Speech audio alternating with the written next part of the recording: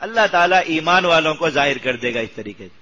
کہ جب مسلمانوں کے لشکروں کو فتوحات مل رہی ہوں تو بہت سے لوگ بس دیکھا دیکھی جہاد میں آگے جڑ جاتے ہیں کہ فتوحات ہو رہی ہیں تو چلو ہمارا بھی نام شامل ہو جائے، غنائم مل رہے ہیں تو ہمارا بھی اس میں حصہ شامل ہو جائے، تو فتوحات پہ لوگ ٹوٹ پڑتے ہیں اور لشکر میں ہر طرح کا اچھا برا آدمی آ کر شامل ہو جاتا ہے، جس کو جہاد کا پتہ ہے نہیں ہے، اس کا جہاد کا نظریہ درست ہے نہیں، وہ بھی آ کے شامل ہو جاتا ہے۔ اللہ رب العزت شکست لاتے ہیں تو پھر وہ جو طبقہ فتح پرست طبقہ ہوتا ہے وہ دور ہو جاتا ہے، وہ ساری وردیاں اتر جاتی ہیں، بڑے بڑے بال جو ہوتے ہیں وہ کٹ جاتے ہیں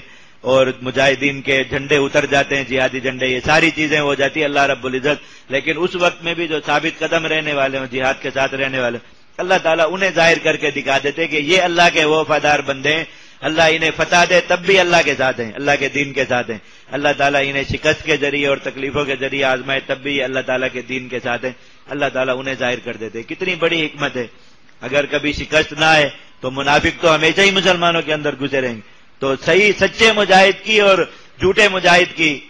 تمیز کیسے ہوگی، مخلص اور منافق کا فرق کیسے پتہ چلے گا، کبھی بھی نہیں چل سکے گا۔ اس لیے اللہ رب العزت پھر جہاد میں سختی اور تنگی لے آتے ہیں تو پتہ چل جاتا ہے کہ کون اپنے نظریے اور عقیدے کی بنیاد پر جہاد کے ساتھ تھا اور کون حادثاتی طور پر جہاد کے ساتھ آ گیا تھا۔